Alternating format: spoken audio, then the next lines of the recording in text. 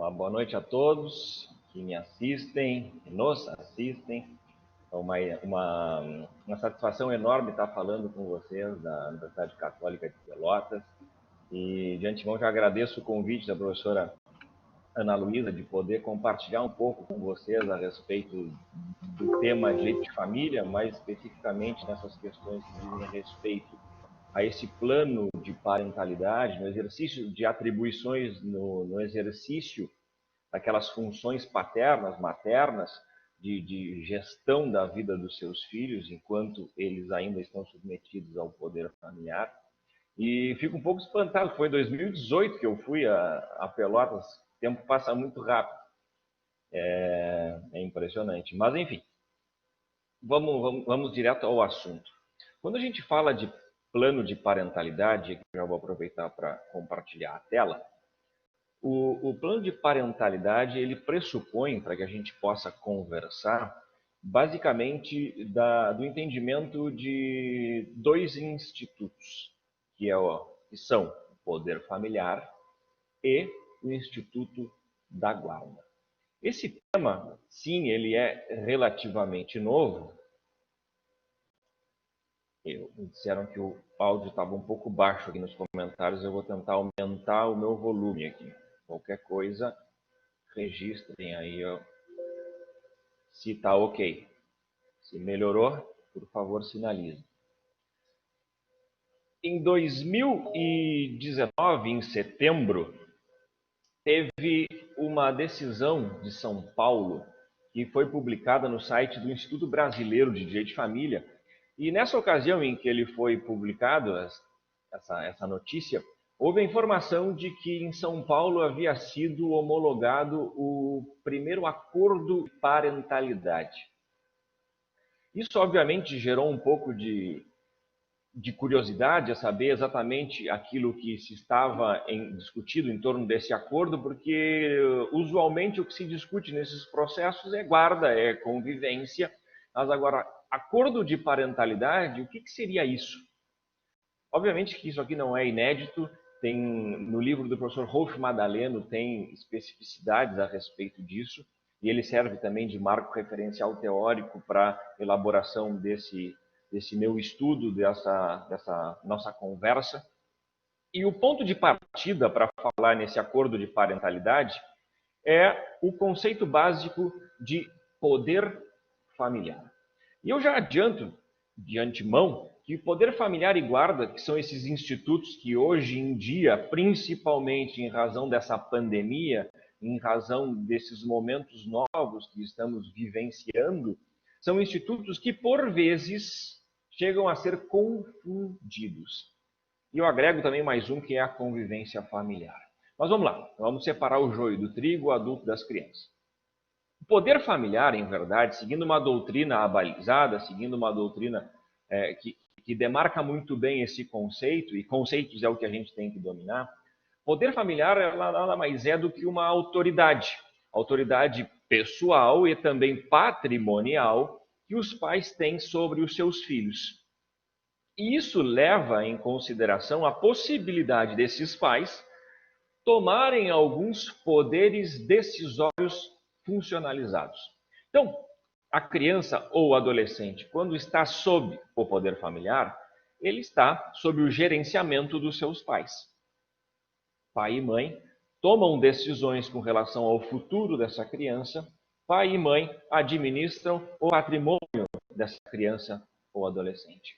Isso vem lá do pater familias, que era muito mais centralizado no pai, no homem, em razão daquela família patriarcal, depois passou a ser o poder familiar, pai e mãe.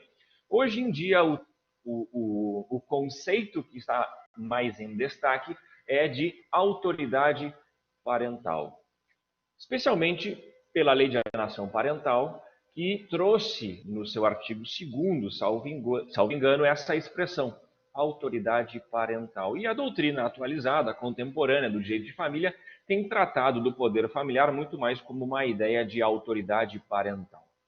Porque as crianças e os adolescentes não estão sob o poder, não são coisas, são pessoas em desenvolvimento. Então, o conceito mais adequado mais atualizado seria de autoridade parental. E o artigo 1630 do nosso Código Civil, ele fala que os filhos estão sujeitos ao poder familiar enquanto menores. Quando chega à maioridade, à plena capacidade, aos 18 anos, acontece aquilo que o desembargador José Carlos Teixeira Jorge já dizia, uma alforria. Acaba o poder familiar.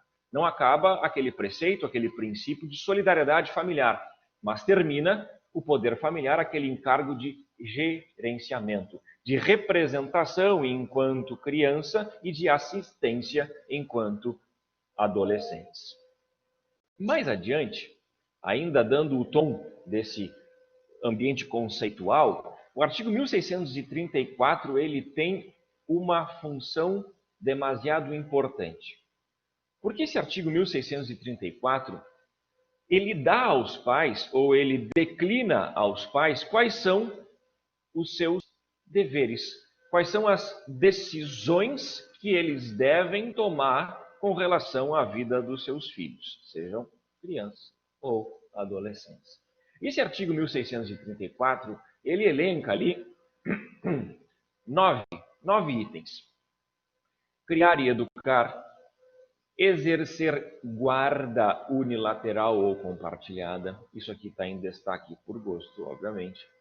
Consentir ou não para o casamento, consentir ou não para a viagem ao exterior, consentir ou não para a mudança de residência, nomear tutor, representar ou assistir, seja judicial ou extrajudicialmente, reclamar de quem injustamente os detenha, a criança e o adolescente, e, por fim, exigir obediência, respeito e serviços próprios. Isso tem que ficar na nossa mente, porque estes são os deveres dos pais. A gente pode pensar no poder familiar, aqui a figura a ilustrar é um guarda-chuva, que o poder familiar ele é o elemento maior, de modo que todos os itens eles são atributos do poder familiar, independentemente do exercício da guarda. Atribuições dos pais independentemente da guarda. O atributo deles é exercer a guarda, seja ela qual for. Seguindo adiante. Além disso, ainda sobre o poder familiar, ele está previsto no âmbito constitucional também no artigo 227, que fala lá que é dever do Estado, é dever da família, criar, reservar aqueles direitos fundamentais da criança e do adolescente, e obviamente pela importância desse poder-dever da autoridade parental, ele admite, em certas circunstâncias, uma intervenção estatal. Aí dizer que ele é de efetiva importância. Inclusive, ilustrando esse contexto de intervenção estatal no poder familiar, tem um recurso extraordinário que foi julgado em 2018 pelo STF, em que se discutia aquelas hipóteses de autorização ou não do homeschooling, que era a possibilidade da criança não ser submetida à educação clássica, à educação regular em escola, mas sim ser educada em casa. E o ministro relator, que agora confesso que eu não me recordo quem era, chegou a ponderar num determinado ponto aqui as balizas dessa discussão, dizendo que a educação ela é um direito fundamental. Ele elenca, inclusive na ementa, se fizerem uma pesquisa rápida, o próprio artigo 227, que está relacionado à educação à dignidade da pessoa humana e à própria cidadania, pelo fato de que, do lado da cidadania, é tornar a sociedade crescida, politizada, desenvolvida, e, de outro lado, que dignifica, o estudo dignifica o indivíduo, que é o verdadeiro titular desse direito subjetivo fundamental. E, em se tratando de educação básica obrigatória, os titulares desse direito indisponível à educação são as crianças e os adolescentes. Obviamente que esse tema hoje ele tem um colorido um pouco diferente, sobretudo em razão da pandemia. Tem se discutido, as crianças, os adolescentes, eles estão em casa, eles estão obedecendo, de certa forma, um regramento um pouco diferente a respeito de como a educação tem sido feita. De certa forma, isso tem sobrecarregado os pais. De certa forma, isso também tem gerado certos conflitos. Bom, já se tem estudos que na China, lá onde começou o coronavírus, o número de divórcios aumentou em demasia, num grau bastante elevado. Talvez essa seja a realidade do Brasil daqui a pouco, num próximo capítulo. Mas, enfim, está aqui delimitada a questão da possibilidade de intervenção estatal no exercício do poder familiar. Além disso, para que todo mundo fique na mesma página, tem outros dois artigos que são também de suma importância para a gente conseguir fazer a intelecção de toda essa linha de raciocínio. É o artigo 1631, parágrafo único, e o artigo 1632. Esse artigo 1631, parágrafo único, que está jogado na tela para vocês, ele fala, de forma muito clara, que, havendo divergência entre os pais, quanto ao exercício do poder familiar, quanto àquelas decisões do 1634, é assegurado a qualquer deles recorrer ao juiz para a solução do desacordo. E, em complemento, o artigo 1632, ele fala que separação judicial, divórcio, dissolução de união estável, eles não alteram a relação entre os pais, senão quanto ao direito que aos pais, cabe de ter os seus filhos a companhia dos seus filhos. Pois bem, a gente pode tratar aqui de dois pontos importantes, separando dois quadros. Enquanto casal vivendo em conjunto, a gente chama de casal conjugal. E pouco importa se é casado, se vive em união estável, se é homem e mulher, homem com homem, mulher com mulher, não importa o arranjo familiar que a gente está analisando. Se presume que, enquanto juntos estão, em que pese algumas divergências internas dentro do próprio relacionamento, com relação à educação dos seus filhos, essas decisões elas são tomadas em conjunto. A partir do momento em que acontece o rompimento, aquele casal que era um casal conjugal, ele passa a ser chamado de casal parental.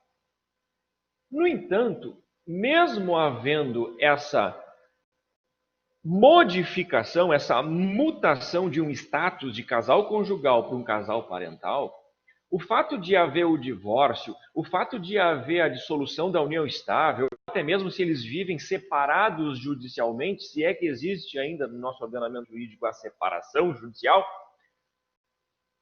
a verdade é que isso não altera de maneira alguma o exercício do poder familiar. O poder familiar continua igual. Ele não muda. Nenhum pai fica menos importante na vida do seu filho. De modo que, havendo qualquer tipo de divergência com relação a alguma decisão relacionada à vida dos seus filhos, qualquer um dos dois que está desconforme com relação a isso pode ajuizar uma ação para que um juiz solucione esse impasse. Isso acontece corriqueiramente em casos em que, por exemplo, o pai não dá autorização para que o filho possa viajar para o exterior, e aí a mãe ou outro pai, enfim, ajuiza uma ação para o suprimento dessa outorga. Ou nos casos de que existe uma divergência sobre a possibilidade ou não de autorizar para o casamento, se ajuiza uma ação também para essa finalidade. Dois casos específicos que já presenciei profissionalmente. Os dois diziam respeito à mesma coisa. Aliás, três. Um foi com relação a passaporte, os outros dois com relação à escola, com relação à educação. Em um caso, pais e mães divorciados, guarda unilateral da mãe. Num outro caso, pais que viviam em união estável, já dissolvida, com guarda compartilhada. Vejam que as guardas eram diferentes, duas modalidades distintas. Logo eu vou chegar nesse ponto de guarda. Mas quanto ao poder familiar, nos dois casos, a discordância entre os pais era com relação a escolha com relação à escola.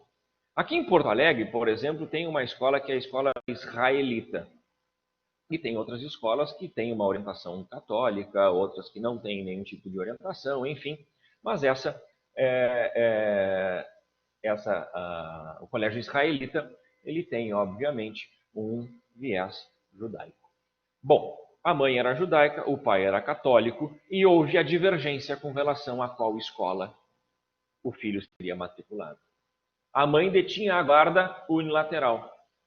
O pai não concordou com isso. Ajuizou a ação para que o juiz decidisse a solução para o desacordo. Ao fim e ao cabo, houve acordo.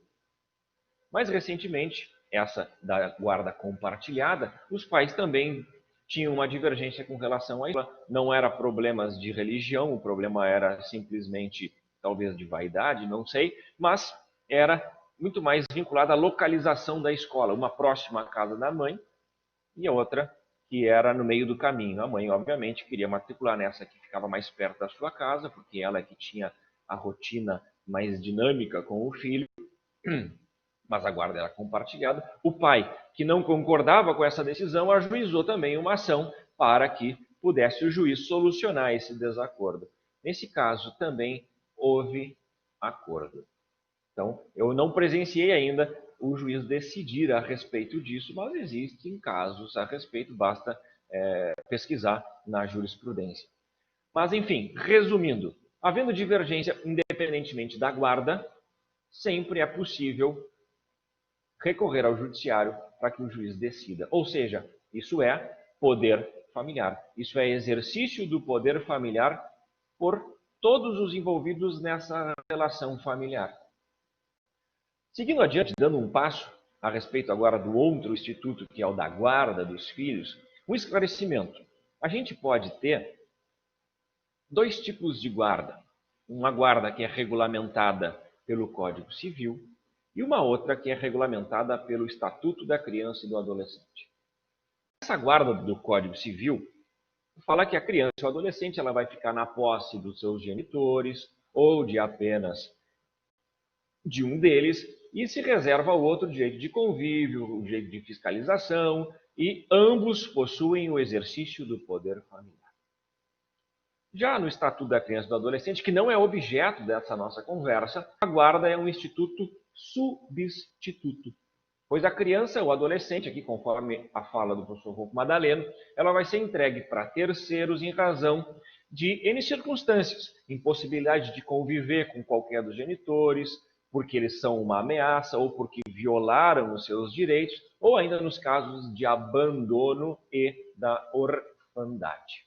Bom, a gente vai tratar do Código Civil, das espécies, modalidades de guarda que estão inseridas no Código Civil. E nesse ponto, para que a gente trate agora de conceitos do Instituto da Guarda. A guarda, aqui o professor Conrado, no seu livro, fala que a guarda ela é atributo do poder familiar. E no nosso ordenamento jurídico, ele designa um modo de gestão da vida dos filhos, principalmente após o desfazimento daquele vínculo conjugal ou convivencial dos pais, quando a gente tinha o casal conjugal que passou a ser o casal parental. É a partir daqui que eu começo a falar em guarda. Outro pensamento é do Rolf Madaleno, que ele fala que os progenitores, os pais, eles sempre irão exercer uma guarda jurídica e apenas ao guardião genitor será atribuído a guarda material. Então, a guarda jurídica vinculada à ideia das decisões e a guarda material aqui é de que está sob minha posse, a base de residência, está comigo. Mas uma coisa é certa, e aqui eu indico a leitura de um artigo que é paradigmático, para que a gente possa entender muito bem esses conceitos. O professor Gustavo Tepedino tem um artigo que está na internet, vocês podem acessar facilmente, depois querendo, podem me mandar um e-mail, meus contatos eles estão aqui nesse material que certamente será disponibilizado para vocês. Me mandem, seja por e-mail, seja por Instagram, qualquer outro tipo de ferramenta de comunicação, me mandem que eu vou ter o maior prazer em poder compartilhar com vocês esse tipo de material. Mas o professor Gustavo Tepedino ele fala que guarda não é fonte de novos deveres jurídicos. Isso é forte. Isso é forte. Guarda, vou repetir, não é fonte de novos deveres jurídicos. Eu vou amadurecer essa ideia daqui para diante. Com relação às modalidades de guarda, lá no artigo 1583, a gente tem a seguinte dicção.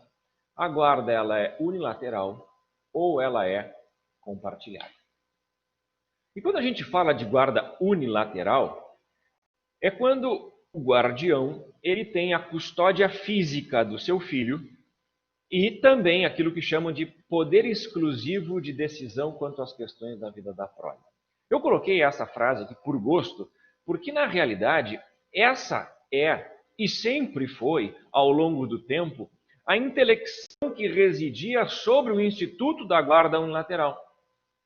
E os processos, eu não sou tão velho assim, mas eu cheguei a pegar, enquanto advogado, todas as discussões que tinham nos processos judiciais de direito de família, que discutiam a guarda, se era a guarda materna, se era a guarda paterna, quem é que tinha as melhores condições de afetividade, de educar o seu filho, prover a convivência familiar de forma bem incisiva.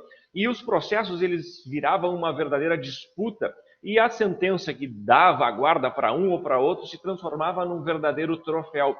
E essas questões muito mais perfaziam a ideia de uma preocupação dos pais como se fosse a criança um bem e que aquele termo de guarda era um título de domínio. Assim como eu tenho o CRLV de um carro, a matrícula de um imóvel, eu tenho um termo de guarda. Este aqui é o meu filho e eu tenho a guarda dele. Essa não é a verdade que tem que estar por trás dos interesses que estão em litígio. Na verdade, os melhores interesses da criança e do adolescente são os que devem ser levados em consideração. Então, o foco, e esse é um pensamento que eu tenho trazido comigo, eu tenho dedicado um estudo um pouco mais aprofundado e dedicado ao poder familiar, à autoridade parental e o Instituto da Guarda, para dizer que, em verdade, a guarda ela é quase que um instituto vazio, eu ouso dizer. E que o poder familiar, ou melhor, a autoridade parental, é o cerne da discussão. Por quê? Por mais que se dizia, e doutrina reverberava isso, de que o poder era exclusivo do guardião com relação às decisões, aquele artigo outro que nós vimos, de que a mudança, a modificação do Estado Civil ou da dissolução da união estável não afetava de maneira alguma o exercício do poder familiar, isso é completamente equivocado falar que quem tem a guarda exclusiva tem o poder exclusivo. Culturalmente, eu não posso negar que existia um enfraquecimento, de modo que ficava aquele outro pai, genitor, que não tinha a guarda unilateral, então somente aquele dever de fiscalização, de prestar alimentos e de visitar o seu filho. No entanto, a gente teve uma virada, muitos dizem uma virada de Copérnico no direito de família, que hoje a gente tem uma ideia de afeição, de afetividade, de preocupação de pais e mães com relação aos seus filhos, os pais muito mais participativos odiernamente. Então, o conceito ou o entendimento a respeito do poder familiar, a autoridade parental, ele está muito mais em destaque. Ele foi avultado. Daí falar em guarda compartilhada e que, segundo a doutrina, é a responsabilização conjunta e o exercício de direitos e deveres do pai e da mãe que não vivam sob o mesmo teto concernentes ao poder familiar dos filhos comuns. Então, é comum, doutrina, decisões judiciais, que guarda compartilhada é o exercício conjunto dos deveres ou da gestão da vida dos seus filhos. Isso tem como fundamento o direito anglo-saxão, que falava lá da joint custody. Nesse ponto, agora seguindo mais um degrau aqui na nossa reflexão, que na França e na Itália, por exemplo, faz sentido o Instituto da Guarda Compartilhada. sentido. E que fique muito bem claro, eu não sou contrário a nada. O que eu estou querendo é problematizar essas questões. Esse texto do Gustavo Tepedino, que é o que eu indiquei à leitura, falava que lá na França e na Itália é suficiente a demonstrar a diferença fundamental do sistema brasileiro, em que com a separação, a autoridade parental, em sua integridade, ela permanece sob a titularidade de ambos os genitores, independentemente de quem venha a receber a guarda dos filhos. Na França e na Itália, isso é completamente diferente. Quem exerce a guarda, exerce o poder familiar ou autoridade parental. De modo que se eu tenho pai e mãe e a guarda é da mãe, a autoridade parental é exercida por ela. Para fazer com que não houvesse esse conflito de deixar o pai alijado dos poderes decisórios, eles inovaram, criaram esse Instituto da Guarda Compartilhada. E aí, trouxeram a ideia de corresponsabilidade. Ao invés de dar a guarda para a mãe, eu dou a guarda para a mãe e para o pai. Logo, os dois exercem a responsabilidade, o gerenciamento da vida do seu filho. Isso foi trazido para o Brasil. Só que a gente não pode esquecer que o poder familiar, que é aquilo que dá o poder-dever de gerenciar a vida dos filhos, ele nunca se modificou com o fim do relacionamento, mesmo com a atribuição da guarda apenas para um dos genitores. Nunca. Do ponto de vista jurídico, isso nunca foi modificado. Com relação à trajetória legislativa da guarda compartilhada, teve a primeira lei, que foi a Lei 11.698 de 2008, que trouxe, segundo até o próprio professor Rolfo Madaleno, a guarda compartilhada legal. E dizia lá no 1583, parágrafo 2º, que a guarda compartilhada legal também levaria em consideração aquele que tinha melhores condições de gerenciamento da vida do filho. E o 1584, parágrafo 2º, dizia que ela seria aplicada sempre que possível. E aí tinha toda aquela discussão para saber quem tinha as melhores condições, será que era possível porque os pais não se davam tão bem, o diálogo não era tão bom. Diálogo, um ponto importante que mais adiante eu vou retornar.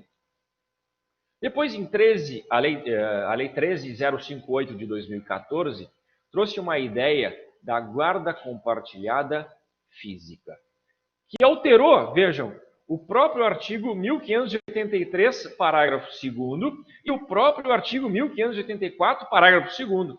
Aquilo que havia sido alterado em 2008 foi alterado novamente em 2014, numa lei que trata do mesmo instituto, guarda compartilhada.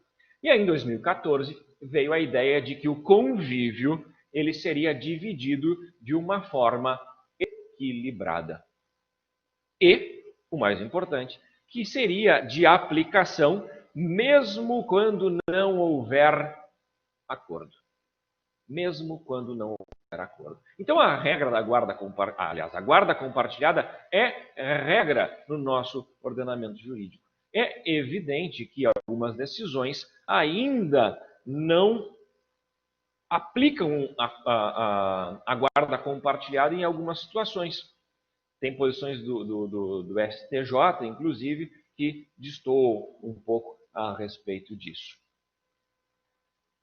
Seguindo adiante, o ponto crucial, ou seguindo até o próprio professor José Simão, que a única diferença entre a guarda compartilhada da guarda unilateral no nosso ordenamento jurídico seria de que a guarda compartilhada exige aquela convivência equilibrada, o que seria um sistema de equalização de permanência, e que não existe modelo para isso, depende de cada contexto familiar. De novo, antes a gente tinha aquela ideia de visitas, num tempo um pouco mais remoto, que passou a ser tratado como convivência familiar.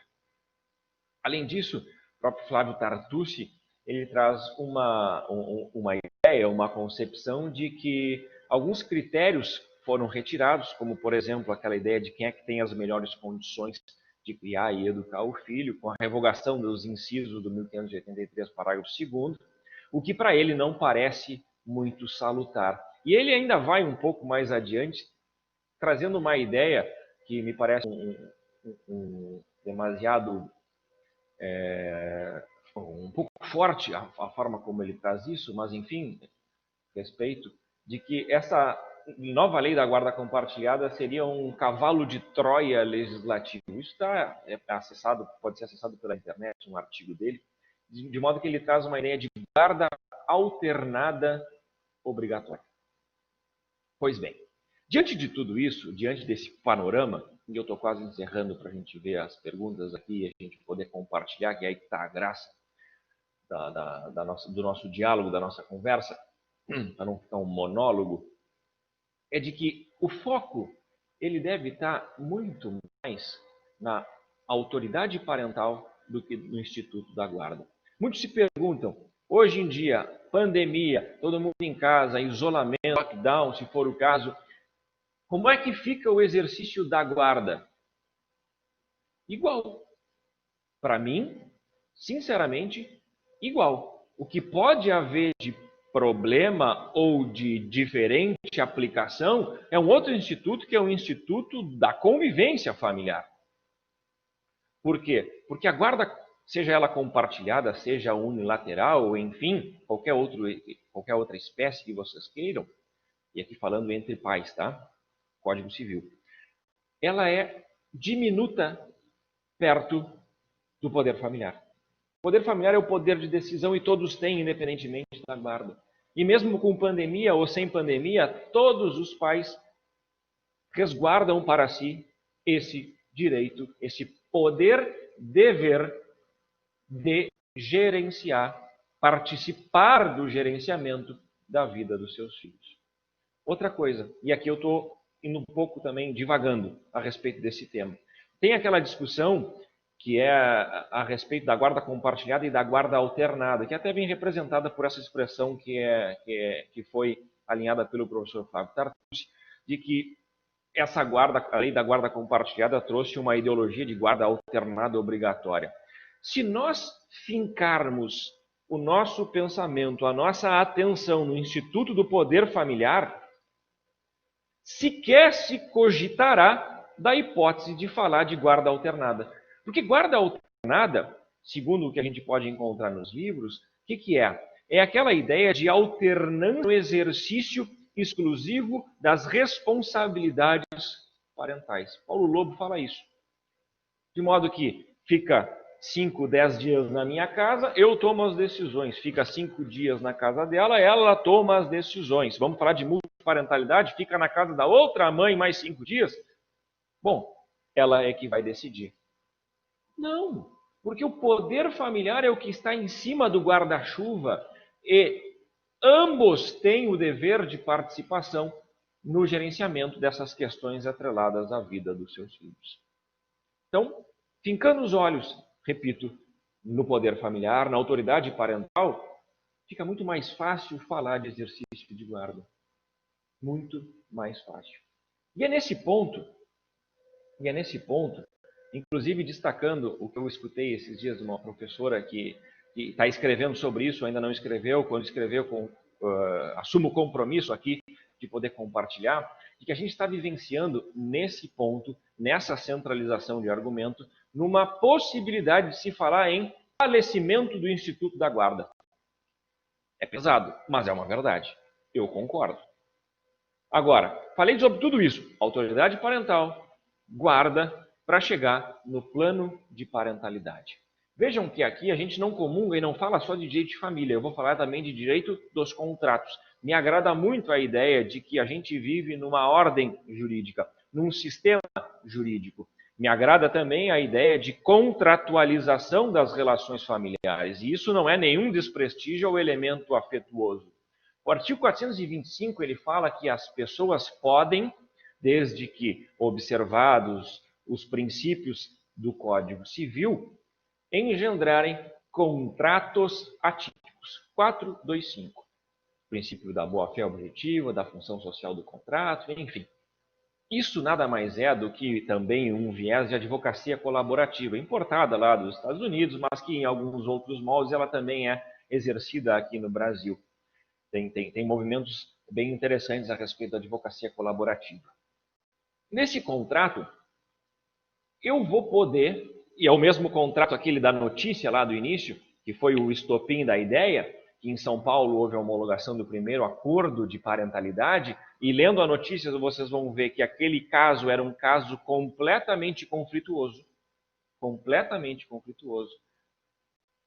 E que dentro de uma ideia de diálogo, de acordo, de composição, foi uma autocomposição, porque levaram à homologação depois do juízo, porque envolve interesse de criança e adolescente, eles estipularam os pais o compartilhamento das tarefas, dizendo que cabe a um exercício de uma coisa, ao outro exercício de outra coisa. Eu escolho o colégio, a mãe é médica, escolhe então o plano de saúde, qual vai ser o pediatra da criança. Então eu começo a colocar neste meu acordo, eu reduzo a termos compromissos pontuais no exercício da parentalidade, no exercício da autoridade parental. Isso eleva o comprometimento e a cooperação. Isso dá segurança jurídica, porque é um contrato, terá testemunhas, ou será homologado pelo juiz, e isso também dá a possibilidade de se executar, obrigação de fazer, execução de obrigação de fazer, título executivo. Vejam que isso é possível, inclusive, em outros países. No Código Civil catalão, por exemplo, o artigo 233.9 fala que o plano de parentalidade ele deve desenvolver uma forma em que ambos os progenitores exerçam as suas responsabilidades parentais. Deve fazer constar desse acordo quais são os compromissos que assumem a respeito da guarda, do cuidado e da educação dos seus filhos. Para não ficar tão longe, a Argentina, o Código Civil e Comercial, no artigo 655, diz que os genitores eles podem apresentar a um juiz um plano de parentalidade relativo aos cuidados com relação aos seus filhos. Em verdade, isso é uma racionalização do conflito. Outra coisa, eles podem inserir cláusulas nesse contrato, nesse plano de parentalidade, de eventualmente, havendo discordância, não litigarem, de se submeterem a algum tipo de terapia, de levarem isso a um consultor, por exemplo. São questões que tentam, de certa maneira, a racionalidade e a mitigação da litigiosidade no exercício daquela gestão da vida dos seus filhos. Me parece que isso, para alguns, pode não ser tão relevante, para outros, pode ser. Me parece uma modernização. Me parece muito uma racionalização, uma objetividade com relação aos cuidados. Um comprometimento. E, de certa forma, no exercício da advocacia, isso me parece também muito salutar. O exercício da convivência pode constar desse plano de parentalidade, e assim como qualquer outro tipo de composição com relação a esses assuntos de cuidado na vida dos filhos. Essas são as considerações a respeito do plano de parentalidade. Eu tomo a liberdade de colocar aqui para vocês o meu e-mail. Fica disponível, tem as redes sociais, Instagram ou LinkedIn, tanto faz. Encaminhem os e-mails, encaminhem as mensagens. Eu vou ter um imenso prazer em poder compartilhar com vocês a respeito dessas inquietações, dessas inquietudes que dizem respeito ao direito de família, que não tem modelo pré-pronto, que não tem script, cada circunstância tem a sua peculiaridade. E, encerrando a minha fala, passando para outros pontos, eu agradeço mais uma vez a professora Ana Luísa pelo convite e passo a palavra aguardando orientações.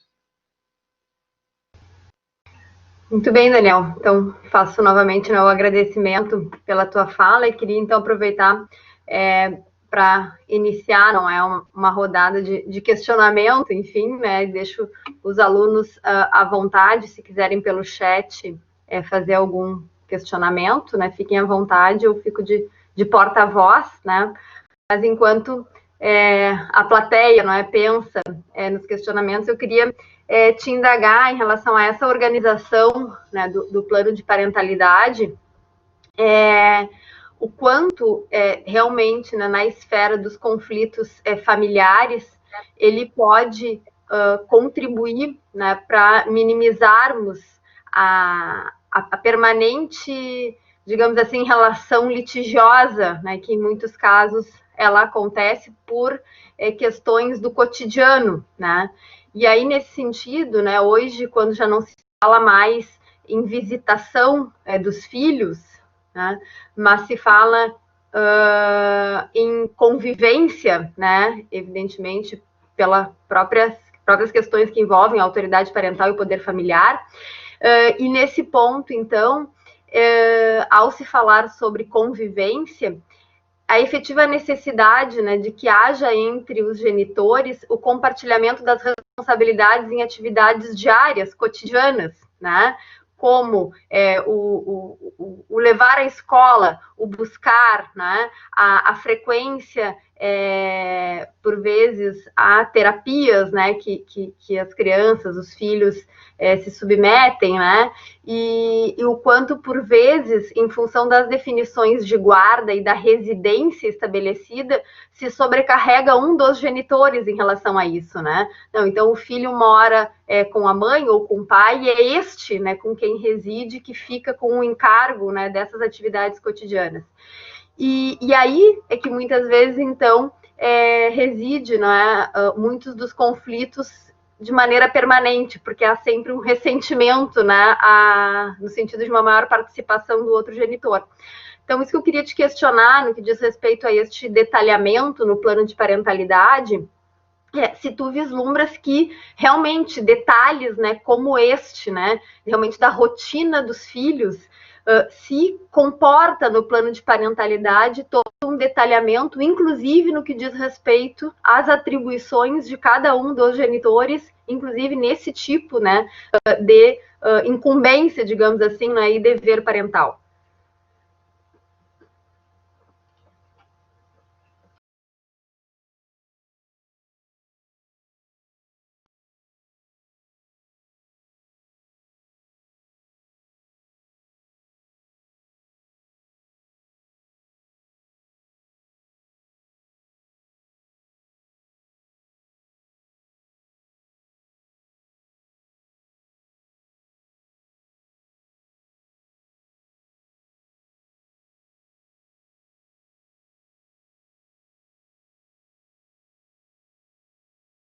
Mando.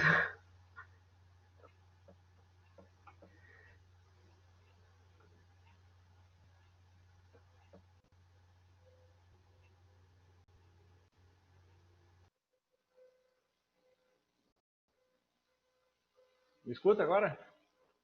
Sim, agora sim. Apareceu uma mensagem que eu estava com problemas no áudio aqui, mas enfim, vamos lá. É uma ótima pergunta. Evidentemente que pormenores fica um pouco difícil de alocar. Mas o certo é que esse plano, esse protocolo de atribuições não é algo que venha a engessar a rotina da família. Vou dar um exemplo muito simples.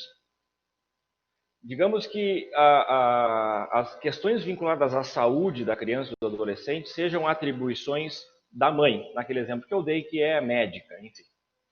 E, naquela ocasião, num final de semana qualquer, a criança está sob os cuidados do pai. Exercício da convivência, está com o final de semana, e acontece um acidente doméstico.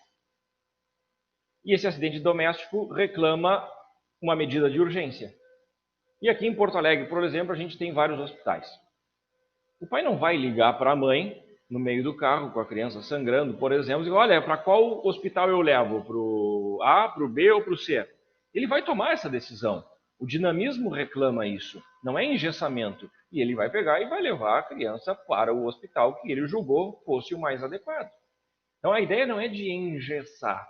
Claro que circunstâncias que demandam uma certa urgência, obviamente, levam a um caráter de cumprimento excepcional e de modificação, talvez, daquilo. Assim como também serve de exemplo, eu salvo engano, acho que teve uma pergunta de um professor que é magistrado também, por exemplo, quando a gente faz aqueles acordos de convivência, a gente fixa em finais de semana alternados, um pernoite ao longo da semana, férias de verão, inverno por metade, a começar por um ou por outro, aniversário com os familiares homenageados, enfim. Aquilo ali também chega a ser um protocolo da forma como a convivência vai ser regulamentada. Só que nada impede que, mediante o diálogo, os pais eles possam, de comum acordo, modificar aquilo consensualmente, faticamente, mas que no título executivo, no acordo, consta lá daquela forma, que são parâmetros para quando não houver diálogo, se siga aquilo lá. Então, a ideia é, e todos clamam, sobretudo nesse momento em que a gente vive, de bom senso. Mas eu sei, eu sou conhecedor disso, eu confesso que um grande problema é o exercício do bom senso. Porque os litígios familiares, muitas vezes, fazem esquecer esse famoso e famigerado bom senso. Mas é aí que vem a atuação do profissional, da equipe colaborativa, numa ideia de não mais colocar lenha na fogueira, mas tentar fazer com que o fogo ele seja amainado, ele seja, quiçá, extinto, para que, ao fim e ao cabo, o que mais se tenha nesse tipo de relação é o prestígio do afeto e daqueles melhores interesses da criança e do adolescente que estão em desenvolvimento.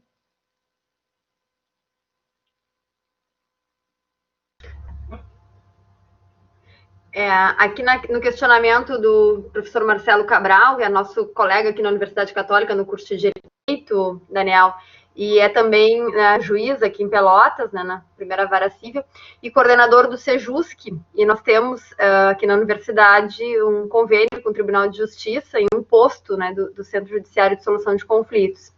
Então, ele, né, destaca aqui no questionamento, acho que tu consegues visualizar aí no chat, né, que o quanto, né, os indicadores de alcance de conciliação nas sessões pré-processuais do SEJUSC são bastante significativas, né, favoráveis, e ele, então, questiona, né, como é que seria possível criar um ambiente mais colaborativo no processo judicial e na advocacia, né, para que soluções dialogadas sejam mais comuns, né, também na esfera judicial, né, considerando os bons indicadores que a gente tem de solução consensual na esfera pré-processual. Só para registrar, quando eu caí e voltei, a pergunta eu perdi o acesso a ela, porque ficou na sessão anterior. Mas o cumprimento, professor Marcelo, magistrado, prazer ter a sua audiência. Em verdade, esses acordos, essas formas pré-processuais, elas são de suma importância, penso eu, e principalmente pela forma de atuação que eu particularmente alinho no escritório. É um escritório pequeno, é um escritório que tem uma sócia e uma outra pessoa que compõe a equipe, e eu prefiro perder muito mais tempo nesses modelos de gestão do conflito, de diálogo, de conversação, do que esperar pelo judiciário. Nenhum demérito pelo judiciário, muito pelo contrário. Eu sou adepto de uma ideia de intervenção orgânica no direito de família, ou melhor, de um direito de família mínimo. E quanto mais eu puder contratualizar, obedecendo, obviamente, todas as fronteiras legislativas, eu faço por meio de acordo. E levo, obviamente, à homologação do juízo, após a oitiva do Ministério Público, enfim, com toda a tramitação que exige esse tipo de demanda. O sucesso desses acordos, eu posso garantir que são em grande número, são exitosos. Obviamente que sempre acontece algum tipo de ruído, como só vai acontecer nesse tipo de familiar. Algum tipo de modificação de comportamento, uma agressividade na forma como as pessoas dialogam. Então, eu acho que o advogado, como primeiro juiz da causa, e também como influenciador de determinadas atitudes, ele tem um encargo de suma importância. Uma, para tentar desafogar o judiciário, para que ele precise atuar naquilo que efetivamente seja necessário, em casos mais graves, e outras questões que, obviamente, não precisam chegar até ele, porque, convenhamos, a gente está numa situação de pandemia, numa situação de isolamento. De novo, com todo respeito ao judiciário, não é um demérito ao judiciário, mas eu prefiro dar a solução ou encontrar a solução pelos personagens que compõem o cenário familiar do que delegar isso a um terceiro. E eu vou dar um exemplo do desembargador Rui Portanova. Isso eu sei que é verdade e em outra ocasião eu escutei presencialmente isso. Aliás, as duas eu escutei presencialmente. As partes, por meio de um acordo feito em audiência, na presença do magistrado, disseram que as férias seriam por eles acordadas no momento oportuno. Digamos que o acordo foi feito em junho, julho. Chegou em dezembro, as férias e as festividades seriam por eles decididas. Isso constava da ata. Uma das partes, não me lembro se pai ou mãe, postulou que o juiz decidisse diante do impasse que estava instaurado entre eles. O juiz viu, não, quem vai decidir são vocês. Não conforme com isso, agravou. Agravando, chegou no tribunal, o desembargador relator disse, está decidido, não tem inconformidade. A própria ata de audiência disse que vocês mesmos é que iam decidir. Ora, forçou o diálogo. Se é bom, se não é, se é uma ausência de prestação jurisdicional ou não, é uma outra discussão. Mas isso se chama autorresponsabilidade. As pessoas elas têm que deixar de lado um pouco as questões emocionais, conjugais, porque existe ex-marido, existe ex-companheiro, mas não existe ex-pai, ex-mãe. Se existir ex-pai, ex-mãe, enfim, mas que não vai existir, se desfaz lá por abandono afetivo, por qualquer coisa que o valha, se desfaz lá, se tira, se destitui do poder familiar. Agora, com relação ao gerenciamento, quem tem que decidir são os próprios pais. Uma forma disso acontecer e de tentar racionalizar e evitar a conflituosidade é fazer esse protocolo de atribuições. É uma ideia, é um pensamento que, na medida do possível, vem crescendo. Particularmente, venho fazendo isso e tem sido exitoso. Não sei se responde. Daniel, tem um outro questionamento, acho que de alguma forma do aluno Fábio Braga, acho que de alguma forma tu já fizesse essa abordagem, né? Mas ele pergunta como tem sido na prática, né? O novo modelo, o arranjo, enfim, se tem havido a homologação, né, desses termos contratuais com tranquilidade. Sim. Tem sido, por mais que seja uma relação contratual, não é aquela ideia de um contrato sinalagmático, comutativo, oneroso, aquelas coisas todas do direito contratual. É um contrato atípico, que tem questões vinculadas ao gerenciamento da vida do filho, e pode também contemplar outras questões a título de alimentícia, a título de regime de convivência familiar, ou outras questões relacionadas à gestão da vida dos filhos. Nessa linha, Daniel, compartilhando, né, acho que com os alunos, especialmente esse aspecto, né, da atuação colaborativa do advogado, né, o quanto, especialmente no direito de família,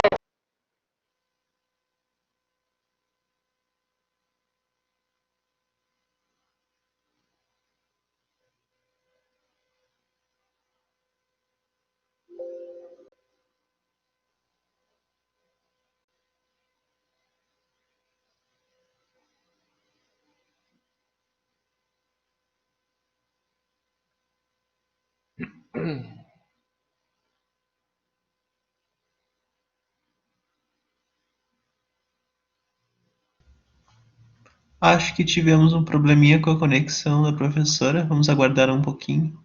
Eu vi que ela sumiu hoje, né?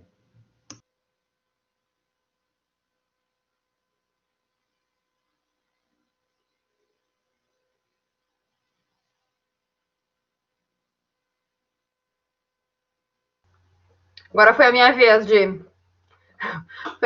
de cair. Não, eu dizia o quanto, né, especialmente na área do direito de família, os advogados, os operadores do direito precisam realmente ver a situação do seu cliente na forma completa, né, como ela se apresenta, né, com todos as relações ali travadas, né, e realmente com a intenção e com o propósito de contribuir efetivamente para uma solução que a gente diz sociológica do conflito, né, e não exatamente uma solução jurídica. Então, eu penso que hoje, né, com a instalação dos judiciários de solução de conflitos, de algum modo, nós estamos caminhando, né, a formação, né, ou pelo menos para o aprimoramento dos profissionais do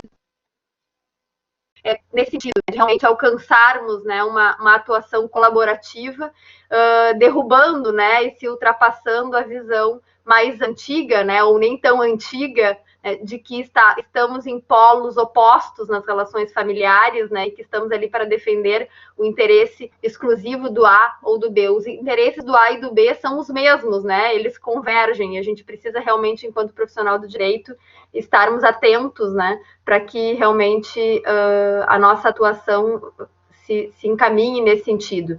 E por isso que eu penso que é importante, né, a tua fala sobre essa temática do plano de parentalidade para os alunos, porque demonstra, né, o quanto os advogados têm realmente esse papel do diálogo nessas relações, em todas elas, né, mas nas familiares ainda mais, né. Gente, eu também perdi o chat, não sei se havia ali algum outro questionamento para que a gente possa... Eu acredito que não teve mais questionamento. Complementando um pouco a tua fala, Ana Luísa, eu sou um ferrenho adepto da inovação no direito em si. O direito já não é mais o mesmo, a gente fala de processos eletrônicos, a gente fala de uma série de outras ferramentas que buscam esse dinamismo, né? Acompanhar esse avanço da tecnologia. E no profissional do futuro, aquele profissional que a gente chama de profissional raiz, aquele profissional litigante, que a gente foi talhado a isso. Nos bancos acadêmicos, a gente sempre tem aquela ideia de briga, de litígio, de procurar o judiciário. É assim que a gente, particularmente até a década de 90, início dos anos 2000, a partir do momento em que se colocou nos bancos acadêmicos disciplinas que buscam falar de negociação, de mediação, de soluções autocompositivas, a gente muda um pouco o quadrante para um viés que tenta qualificar o profissional do futuro de uma outra maneira. Problemas velhos, soluções velhas não solucionam problemas novos. A gente precisa pensar de forma diferente. Então, esse plano de parentalidade, essa ideia de uma advocacia colaborativa, essa ideia de autocomposição, de trazer autorresponsabilidade, é uma ideia de solucionar problemas que são corriqueiros, que há muito tempo existem, vão existir, mas a gente precisa estar talhado para conseguir, na medida do possível, e isso é trabalhoso, convenhamos, tentar trabalhar com emoções, com pessoas que têm as suas vaidades, que têm os seus anseios, as suas crenças, mas o advogado que exerce um munus público, que é indispensável à administração da justiça, ao lado da magistratura, ao lado da promotoria, da defensoria pública e todos os operadores do direito, a gente precisa ter o que se chama de soft skills, a gente precisa ter qualificações novas, a gente precisa inovar, a gente precisa mudar o jazz, porque senão a gente vai ficar que nem a Gabriela do Jorge Amado. A gente nasceu assim, a gente vai ser assim e vai ser sempre assim. A gente precisa se modificar, a gente precisa caminhar para frente, porque senão a gente fica empossado e vai morrer afogado. Muito bem, então se a gente, não sei se algum outro aluno quer fazer alguma colocação, algum questionamento, se não os professores também que aqui estão presentes, que eu mais uma vez agradeço a participação, tanto dos colegas como dos alunos, evidentemente. Acho que a gente pode encerrar, né, Daniel, a noite de hoje. O nosso agradecimento muito especial pela tua disponibilidade e que nós, em outras oportunidades, em outros momentos, possamos igualmente contar com a tua presença, né, e a pronta aceitação do nosso convite. Bem? Muito obrigado, fico à disposição. Muito obrigado pela audiência qualificada, inclusive por alguns professores. Obrigado mesmo pela paciência de me ouvir. Então tá. Muito obrigada, então, mais uma vez, em nome do curso de Direito da Universidade Católica. Obrigado a todos os presentes. Uma excelente noite a todos, uma ótima semana também. Um grande abraço. Abraço. Tchau, tchau.